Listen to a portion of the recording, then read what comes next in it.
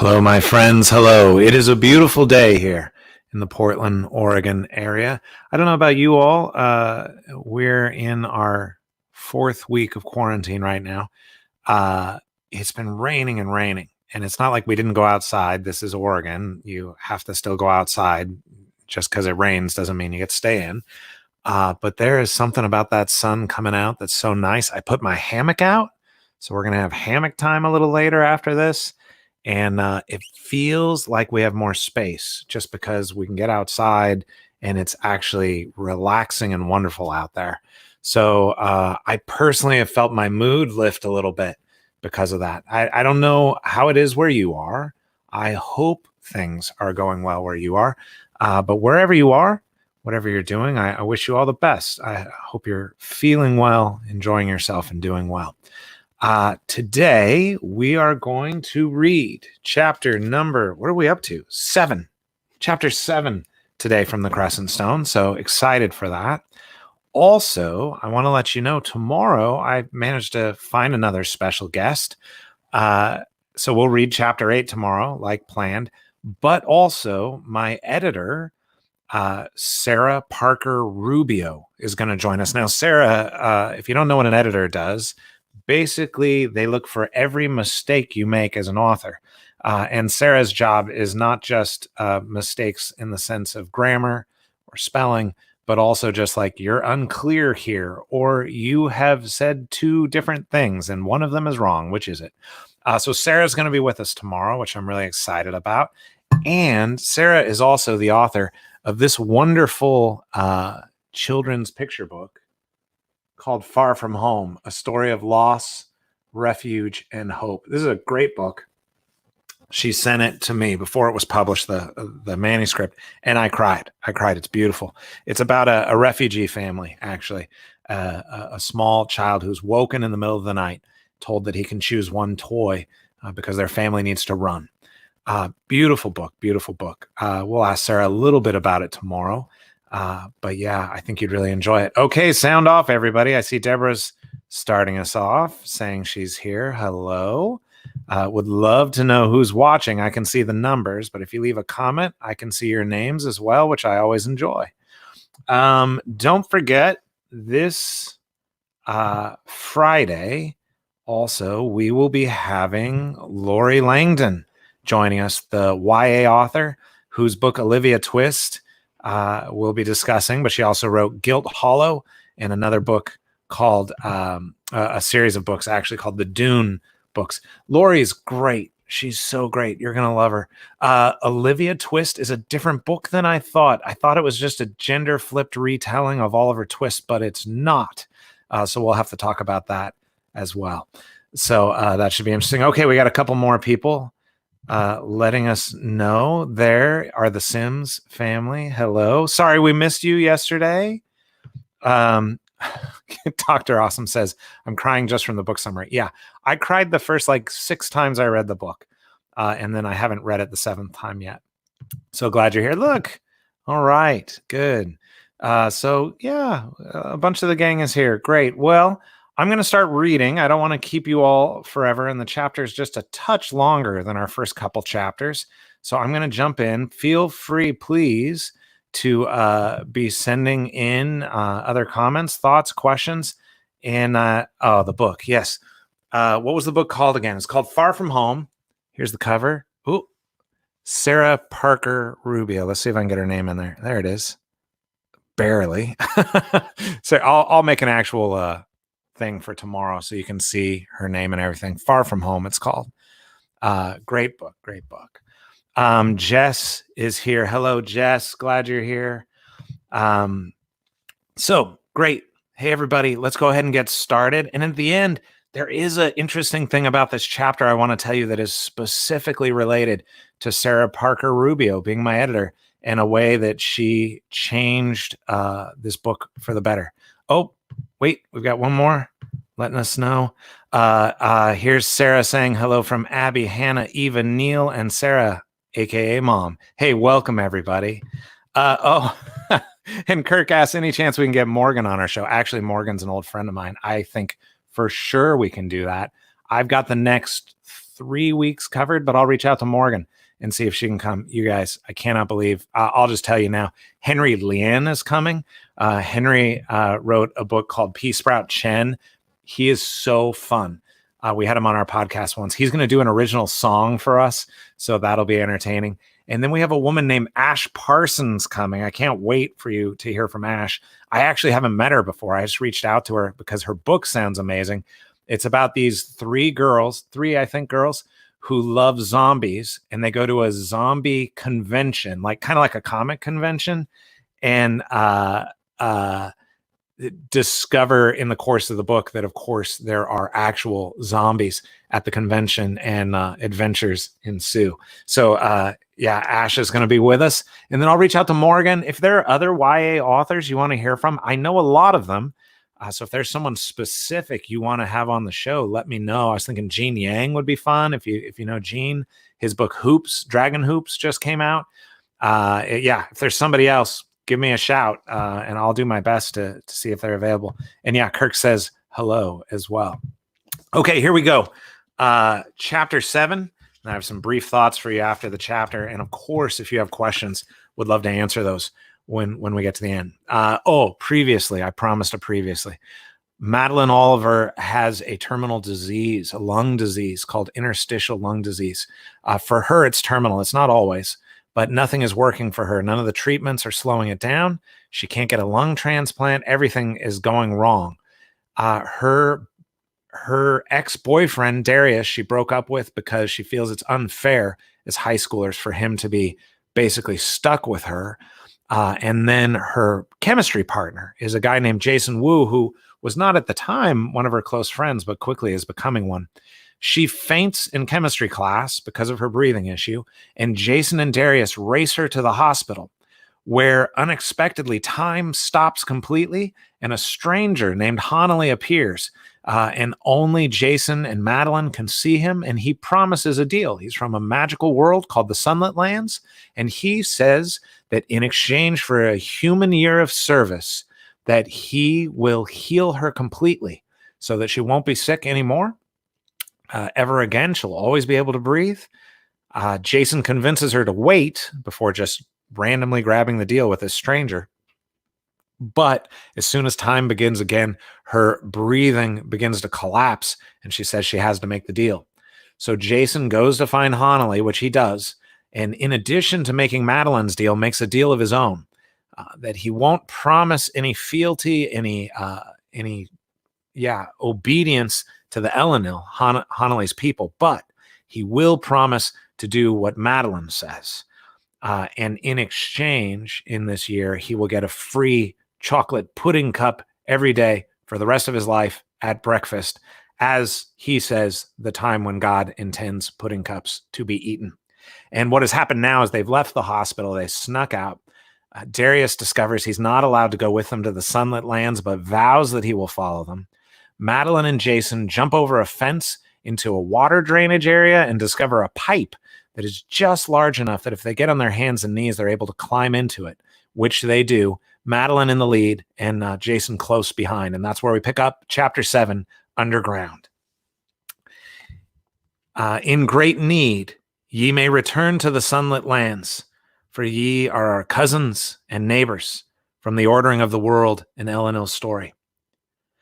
Jason had never followed a hummingbird into a disgusting sewer before, and so far he did not like it. He suspected he would pass on future opportunities. It stank like something had died, then been eaten, digested, and expelled, and then died again. The stench climbed right up into your nose and just lay there. The pipe narrowed. Crawling became difficult. I feel like a snake, Jason said, and immediately regretted it. Please let there not be snakes in here. His arms were folded under his chest, and he moved himself along with his fingers and toes. He felt like he was having trouble breathing, but it was just good old-fashioned panic. You'll be okay, Madeline said. Pretend it's a water slide.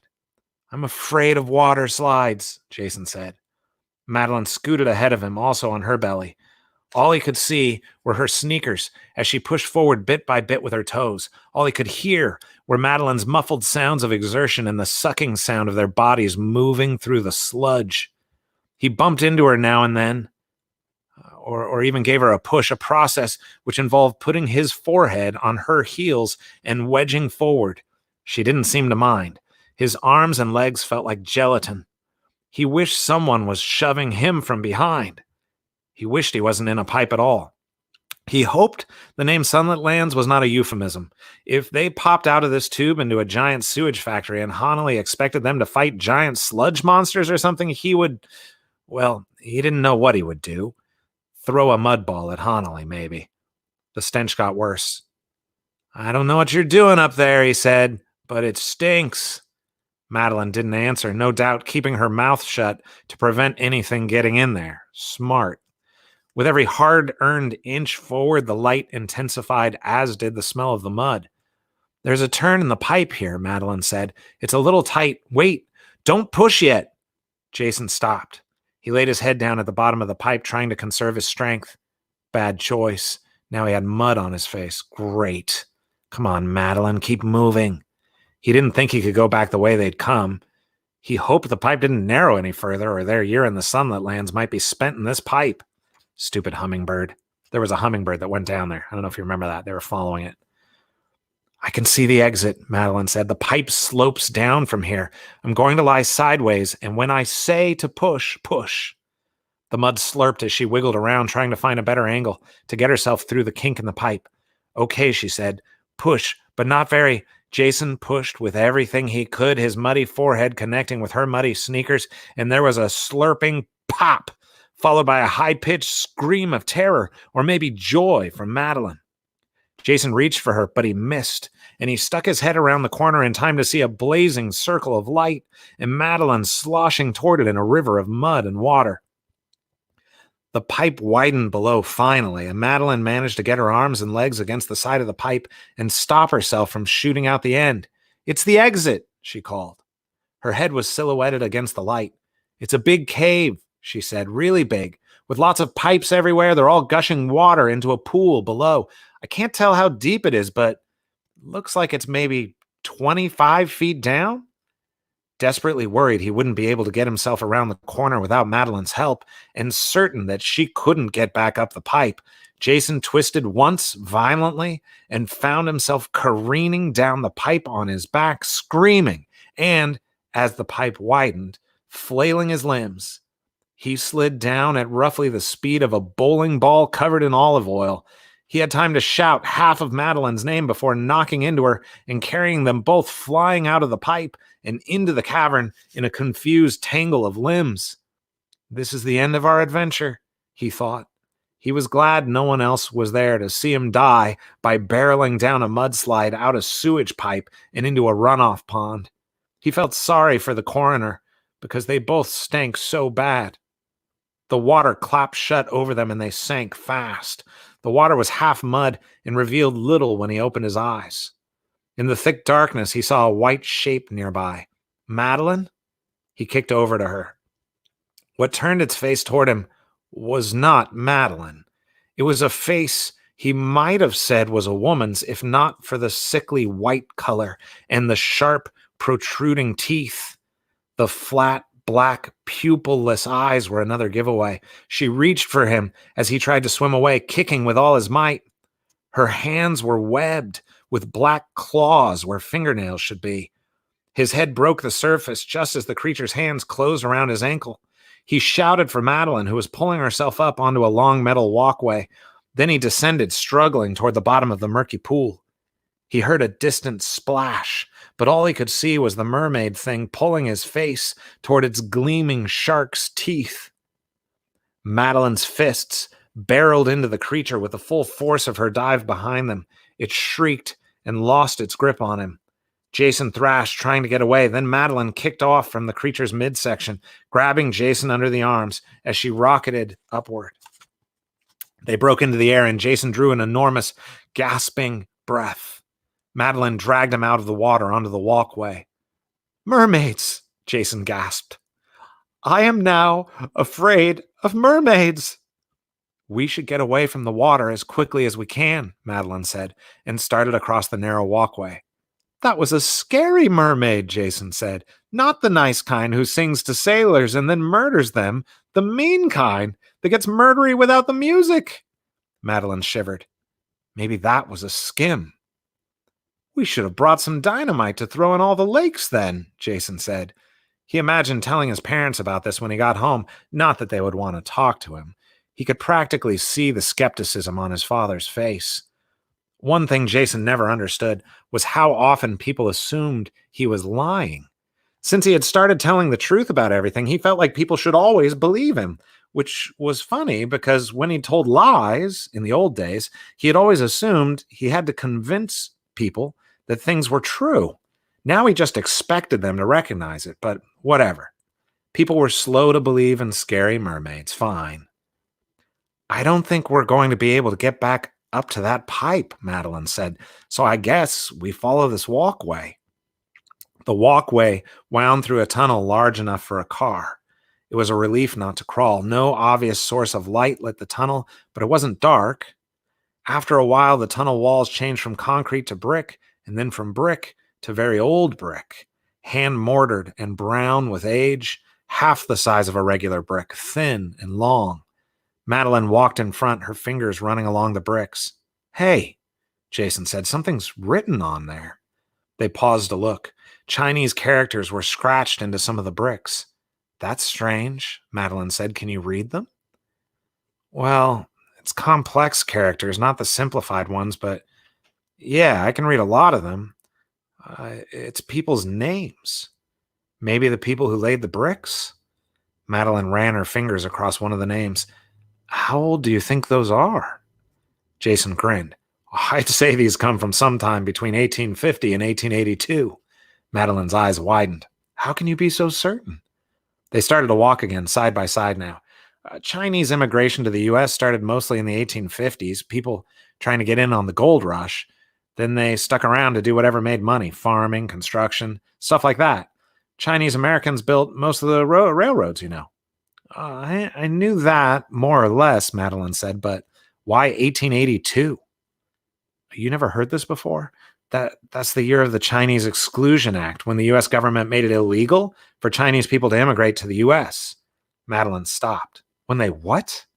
Jason shrugged. Yeah, it was a mess. My great-grandpa, he got separated from his family. They couldn't come to the United States. They thought the band would lift, they could get back together, but, well, it didn't. That doesn't make any sense, Madeline said. So it was only the Chinese? People were worried they were taking jobs away, you know, like laying steel for the railroads or laying bricks in creepy underground magical sewers. Kind of work no one else wanted anyway. Madeline stopped, hands on her hips. Maybe you heard the story wrong. It's un-American. What about the poem on the Statue of Liberty about the, how does it go, bring the weary to me? Jason kicked a stone and it went skittering ahead of them down the tunnel. The Chinese, they didn't come in past the Statue of Liberty, Madeline. Or not many of them. Most of them came in through Angel Island in California. It was a different experience.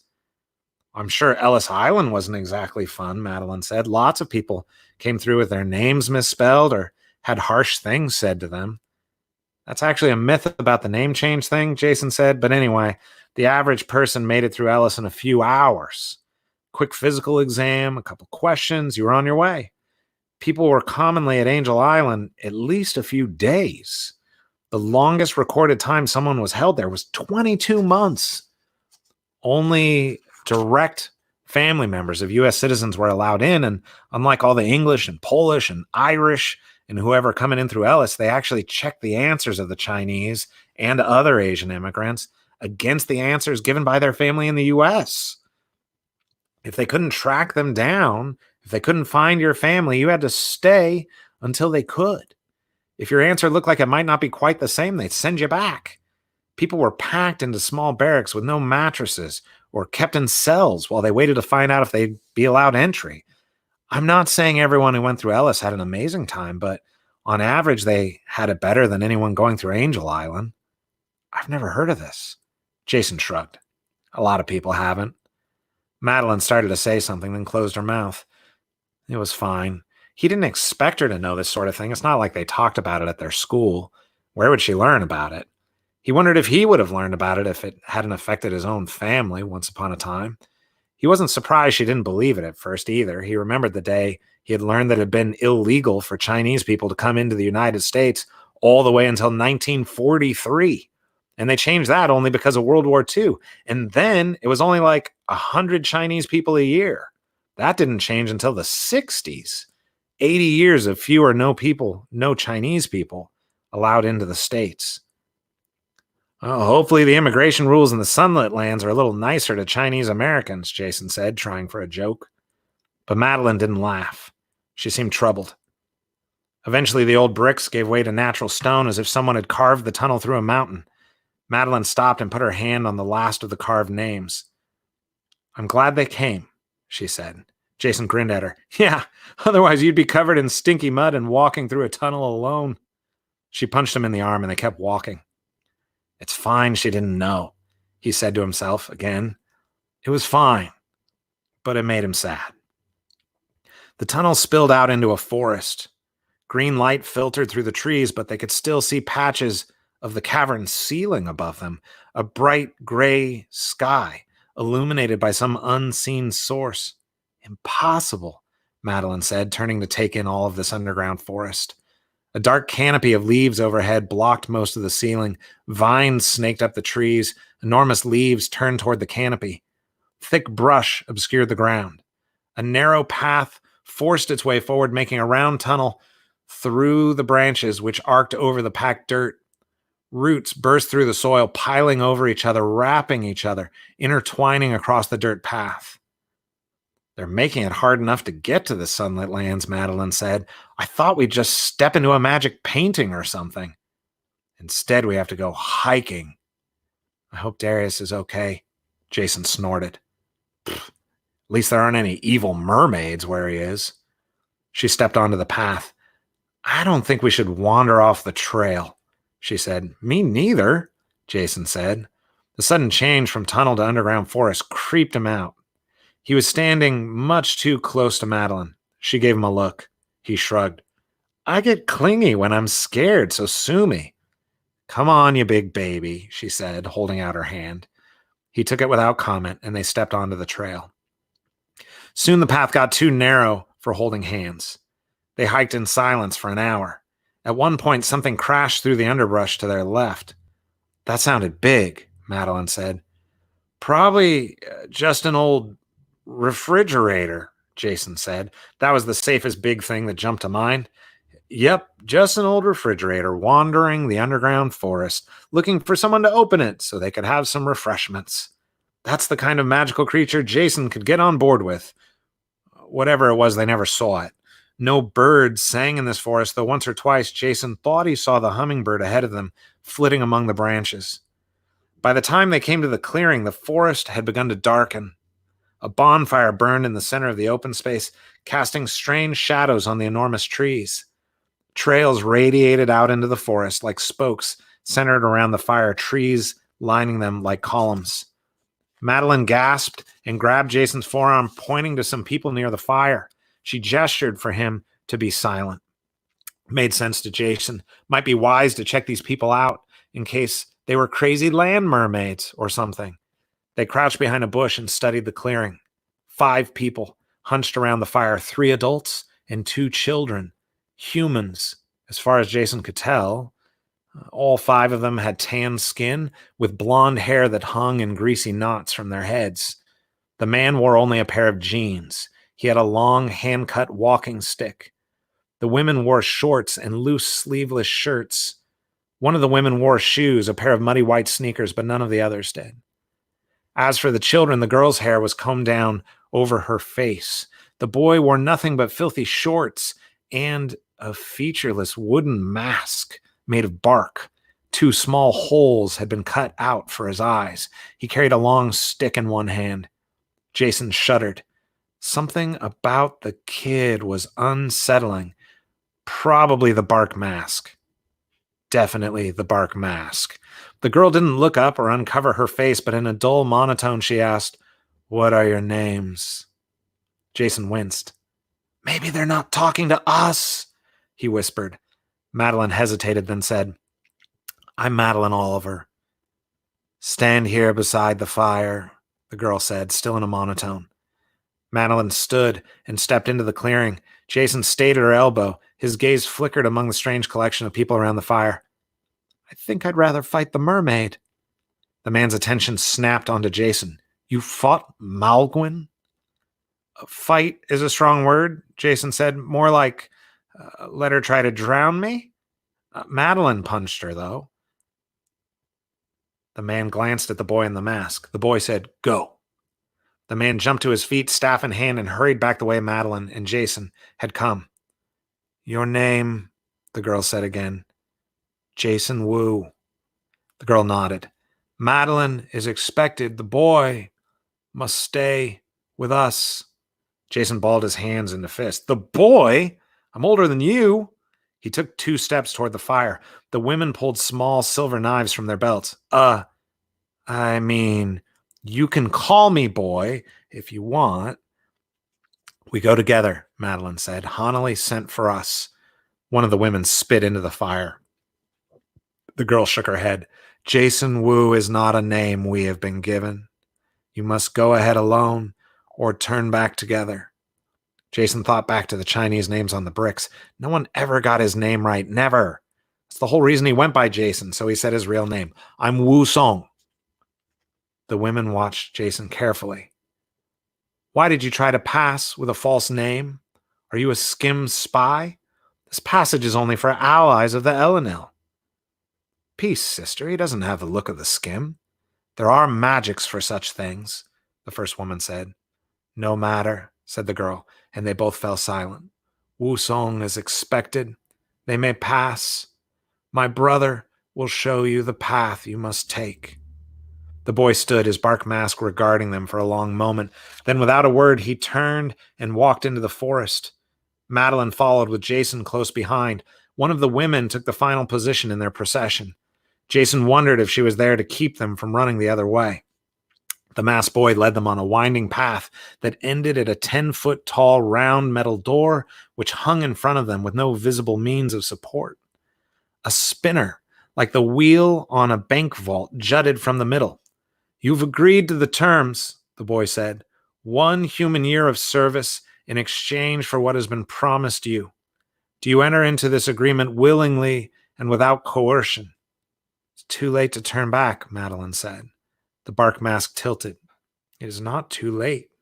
With this staff, I can smash the jewel of your bracelet, undoing the agreement. If you wish to be free, only say the word. There wasn't much choice here. Without the magic, Madeline wouldn't be able to breathe. Part of Jason wanted to go back because of the forest, and especially because of this kid with the creepy mask. Madeline was looking at him, and he thought of his sister. If he walked away, he would never forgive himself again. I'm willing, he said. Madeline echoed him, a profoundly grateful look on her face. Jason tapped the kid with the mask on the shoulder. Best way to hide your fear was a joke, at least he always thought so. I should have mentioned that I like my pudding cup slightly chilled. Is it too late to add that into the agreement? The boy just stared at him from behind the bark mask. Never mind, Jason said. The boy wedged his stick high into the wheel, jumped, and yanked it toward the ground. The wheel turned, and the metal door opened. You have come to the sunlit lands, the boy said. A series of bright, slender trees greeted them. They had yellow, almost golden leaves and shining white bark. Jason held up his hand to shield his eyes from the dazzling sunshine. Hanali stood there in resplendent, white, embroidered clothes, shot through with gold thread, his hands covered in lace and resting on a small walking cane. The color of the roses in his clothes had changed. They were now a deep crimson. His walking cane had roses on it too, but these appeared to be actual roses, their vines curving in on themselves to form his cane. Jason and Madeline stepped through the doorway and into the sunlit lands. At Hanali's feet was a gilded bird cage with 2 bright-plumed birds inside. They almost looked like parrots. Hanali motioned to the boy with the bark mask. 2 have entered. 2 may leave, if you wish. The boy with the mask turned and looked at the woman. She shook her head.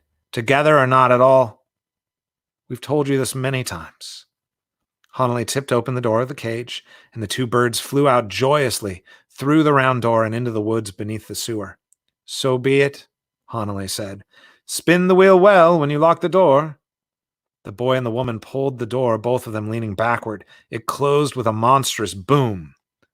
Hanali took hold of the birdcage and shook it once, and it collapsed to the size of a matchbook. He slipped it into his coat pocket and looked them over. You are both filthy, though you have all your limbs. All in all, a pleasant passage, it seems. Jason's mouth fell open. Was that mermaid going to eat our arms? Hanali cocked his head. Mermaid? Scary lady who lives underwater with green hair and shark teeth? The Elenil raised one eyebrow. You can't mean Malgwyn, certainly. That's what they called her, yes, Madeline said. Hanali tapped his cane in the dirt. He didn't look at them and spoke almost to himself as if lost in thought. Strange. She rarely leaves the sea beneath. She is not, however, a mermaid. She's half woman and half fish. It is strange indeed that she would show interest in the two of you. Where we come from, a half woman, half fish person is called a mermaid, Jason said. Hanali pulled on the lace at his sleeves. Is that so? An interesting bit of trivia from your world. Why do you play with that lace all the time? Maybe you should trim it off. A nervous habit, Hanali said, dropping his hands. Perhaps it was the mention of Malgwyn that set me to arranging my cuffs. Madeline punched her in the face and kicked her in the stomach, Jason said. A slight smile tugged at the edges of Hanali's mouth. I would have liked to have seen that. But no matter. You are both here now and safe. Step over here, and I will show you something wonderful. Hanali walked through a small grove of trees which led to the edge of a cliff. He leaned against a white-barked tree and gestured with his gloved hand. Jason and Madeline came up to the edge, and Madeline gasped. Jason looked at her, then Hanali. Both of them were staring into the distance, smiling. He looked straight down and saw stones and bush scrub and a long fall, and from there a wide, flat plain stretched away from the cliff. In the distance, Jason saw what had captivated Madeline. It was a city, unlike any Jason had ever seen. Tall white towers rose from the corners with crimson flags flying in the breeze. A low wall, smooth and white, encircled the city, and behind the wall, trees grew and fountains splashed, and pastel-colored houses leaned together in unstudied camaraderie. A hill rose gently in the center of the city. Streets festooned it like flowers, and beautiful alabaster buildings wound alongside the streets like precious jewels. A wide river flowed from the city and toward them, and Jason could see its clear, babbling water as it passed them and watered the wood. The central tower held a massive purple stone, easily visible even from this distance, which radiated energy like a lighthouse. I'm awake, Jason said. I'm awake. His whole life he had been told what the limits of possibility were, and he had just discovered that everything he had been told was a lie. This city, white and glorious, made him believe that there was good in the world. If this was the home of the Elenil, he didn't need to make a deal to serve them. He wanted to protect a people who can make something so beautiful. He wanted to know about their art, their politics, their social structures, their belief system, because if they can make a city like this, they could do anything. He couldn't wait to walk down those streets, to see those fountains, to put his hands against the white walls. It's gorgeous, Madeline said. Tears were running down her face. It's everything I ever imagined. In all the books I read, all the fantasy paintings, all the movies. It's the most beautiful city I've ever seen. Hanali smiled. The court of far-seeing. It is the capital and greatest work of the Elenil.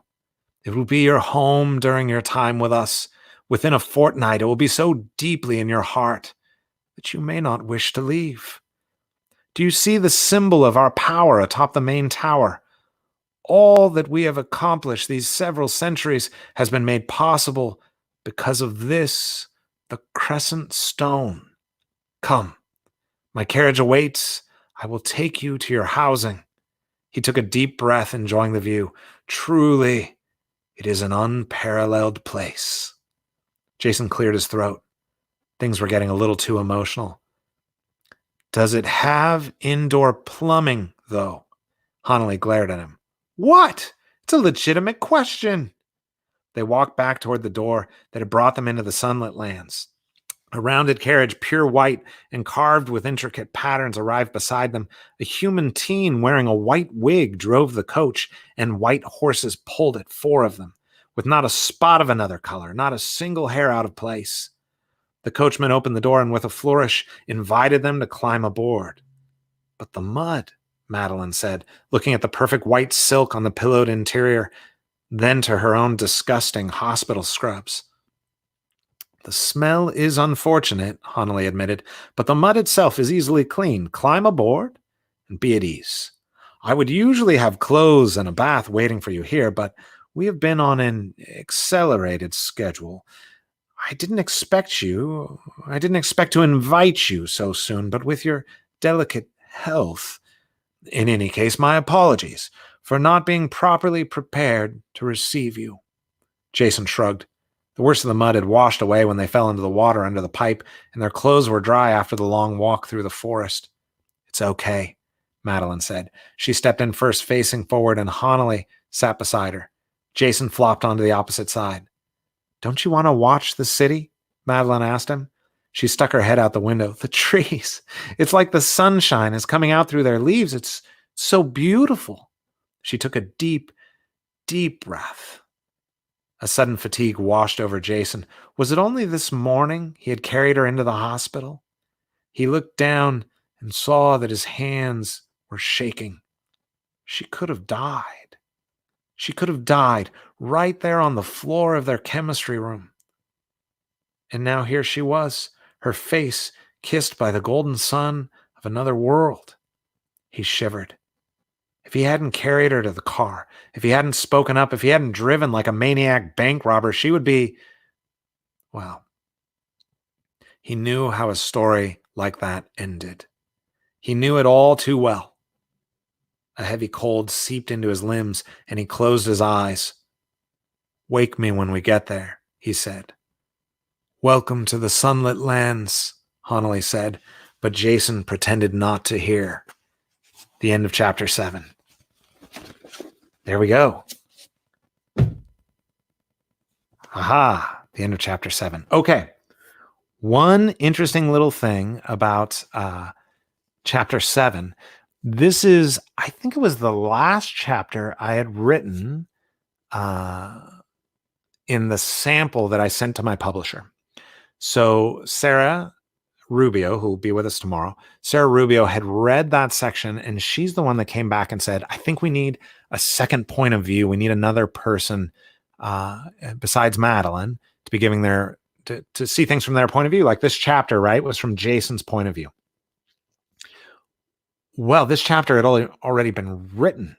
So I rewrote it from Jason's point of view, which the interesting thing is, all of the basic events happened together the same way, more or less. Madeline and Jason walked through, they went down the waterfall. They walked through the tunnel. I think there was a mention that there were some things scratched in the bricks, met the mermaid, did the whole thing. All of that was the same.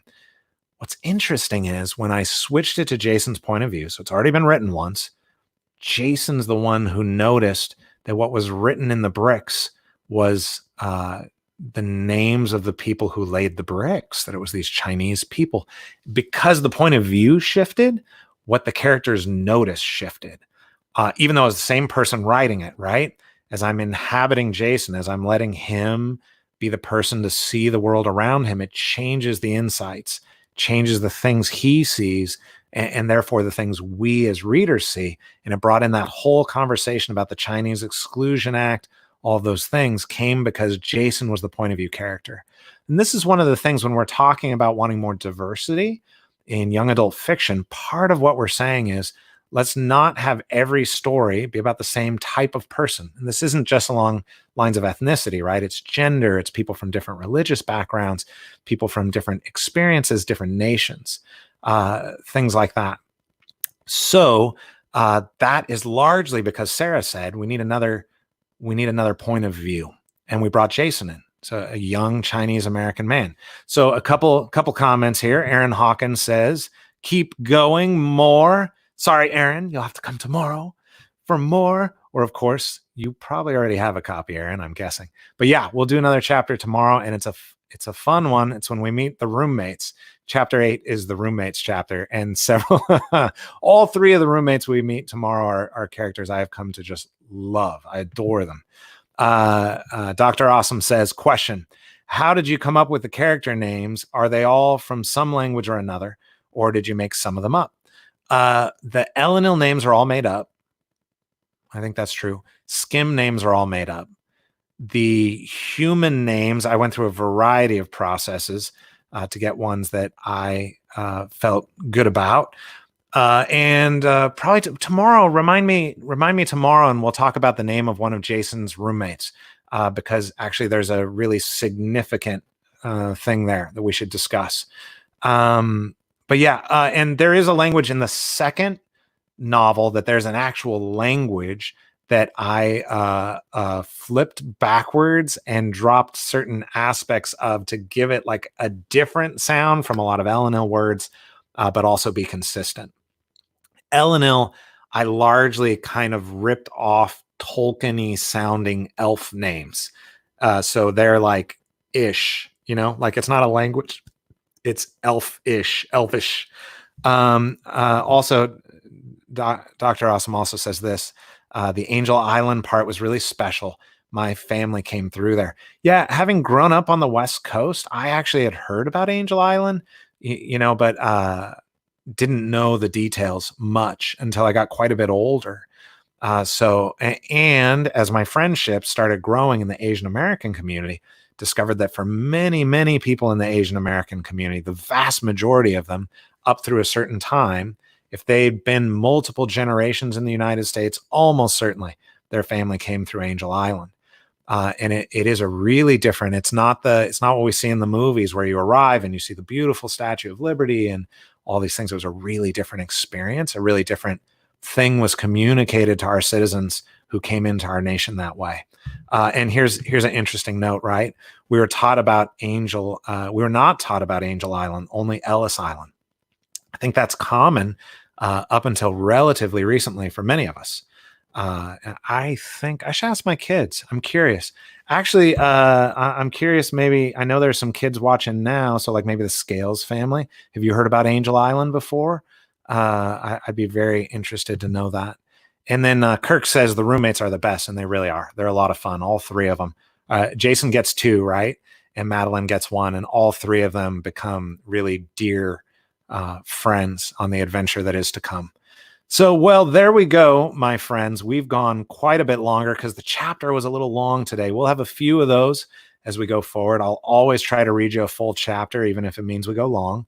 And we'll have some short chapters too, and I'm not going to read you 2 when we have short ones. So how about that?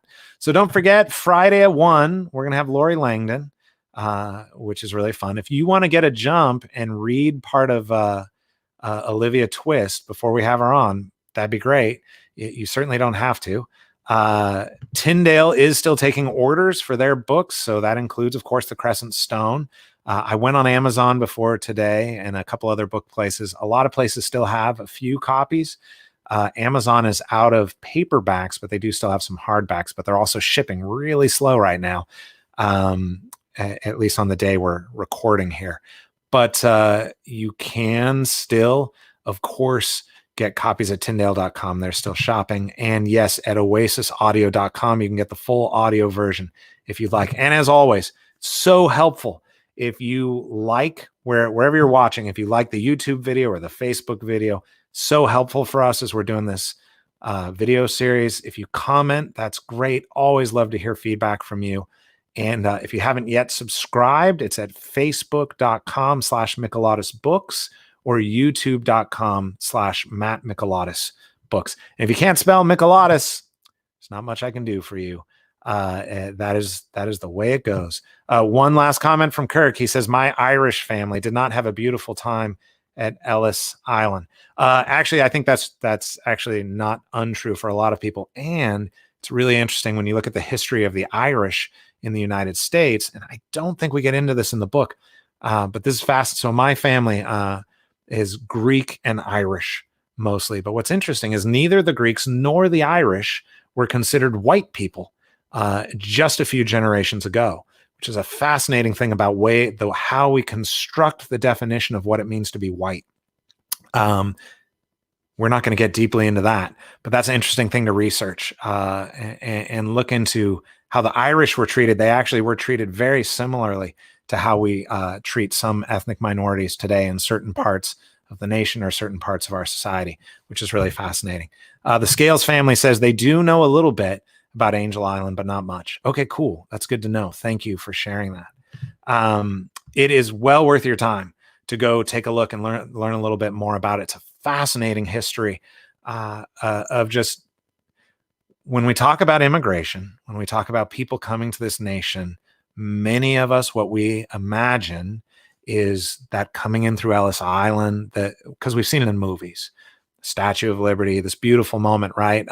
We've seen it in cartoons even. Do you remember An American Tale about the mouse, Fievel? That's what we see. But there are people who came in times of desperation through Ellis Island and elsewhere, through Angel Island for many Asian Americans. And then when we talk about African Americans, there are many people that immigration was the process of being kidnapped and forced to come here. So that's really different. And there are many people who have immigrated here in a variety of different ways. So it's complicated. It's there are a lot of things involved there. And we're not going to get really deeply into that as part of the Crescent Stone, but it is reflected in some of the stories we're going to see and how people come to the Sunlit Lands and what happens after they get there. So my friends, so thankful for you. Thank you for coming. Thanks for hanging out today. And I look forward to seeing you tomorrow. I hope the rest of your afternoon or evening is a beautiful one. Stay safe. Don't touch each other. And I'll talk to you tomorrow. And Scales family, send me a note with your address so I can get you a copy of Arabella of Mars since you won the drawing yesterday. All right, my friends, I'll see you soon. Talk to you tomorrow. And we'll be in the Sunlit Lands for real tomorrow.